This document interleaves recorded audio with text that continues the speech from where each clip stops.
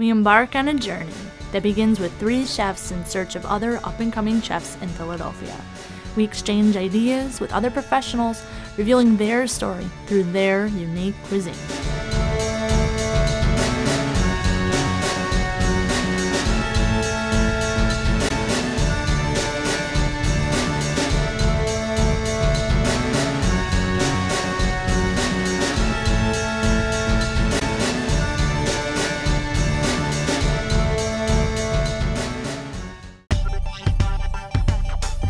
Stringi tra i denti quei tuoi pensieri che lisci come l'olio vanno in fondo alla pancia, quelli di ieri speri non risalgano mai più nella gola, per non dover poi dire mai più quel che pensi a me, che non so più capire te. Hi, I'm Anna Florio. Welcome to La Cucina at the Market. We're here tonight with butcher Charles Giunta and chef Eric Brascovez, and we're going to be talking about how to prepare lamb. La Cucina at the Market is a demonstration culinary facility here in the Reading Terminal, where we feature lots of the goods that can be found here in the market. We're really lucky we have the best and freshest and mostly local ingredients. Hi, I'm Charles Giunta, retail butcher here in the Reading Terminal Market. I've been in the market since 1982.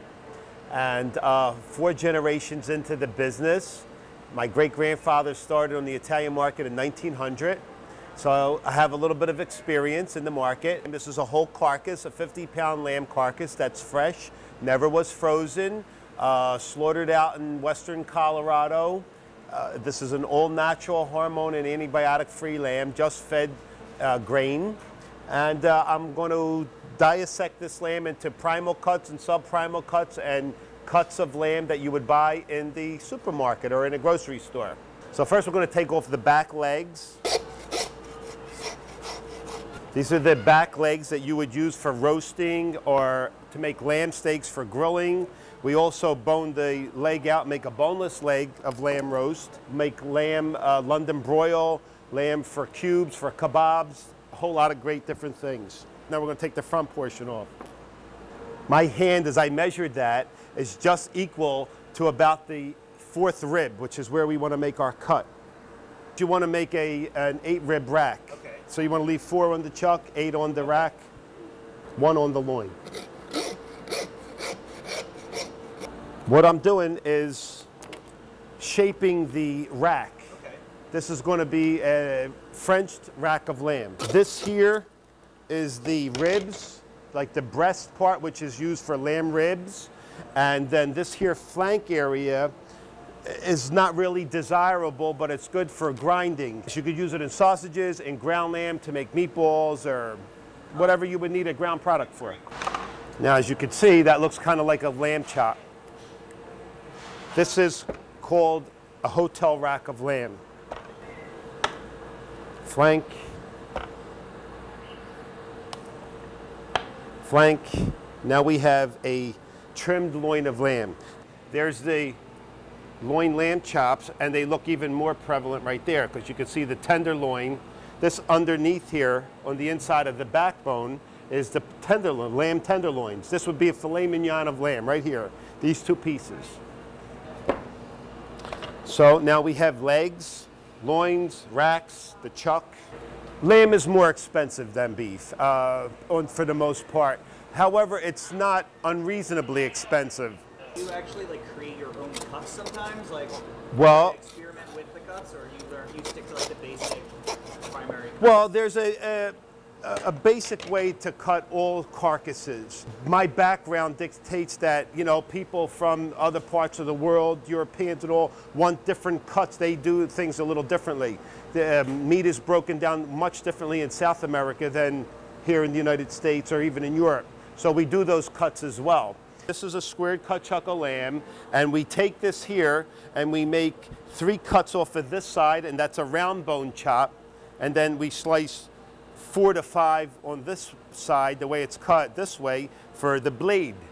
This is just shoulder blade in here. It runs right in here, right there. And this is an economical lamb chop. They sell for $4.99 a pound, and they're delicious. I mean, Is it as good as the French rack of lamb? I would say not quite, but this is $14 a pound and this is $5 a pound. So that's a pretty big difference. But depending on what you're doing, this sometimes applies more than this. If the lamb isn't a good quality product, whether it's got the bone in it or not, it's not going to be a good leg of lamb. However, when you have a nice lamb and the meat is good, whether the bone's in there or not, it's going to be delicious. It's all about the quality, right, and the freshness. The yield is not good on lambs because, let's face it, they're heavy, their wool is heavy.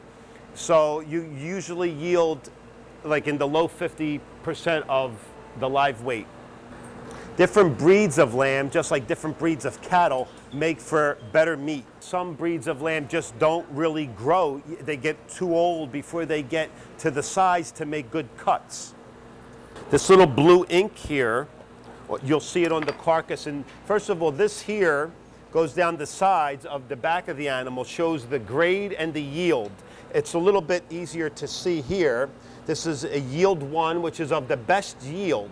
So this meat is this lamb is at least fatty, yield 1 being the best. 5, he would be very fat with a little bit of meat. 1 means he's got a lot of meat, a little bit of fat. And this little stamp here is the United States Department of Agriculture. It says right there, USDA inspected and passed in that little circle. And I think that's 513, which would be the establishment number. So this animal could be traced back to the plant that it was processed through and harvested from, and they would keep records and actually trace it back to, you know, whoever raised the farmer or the rancher that raised that particular animal. Sia a me che non so più capire te.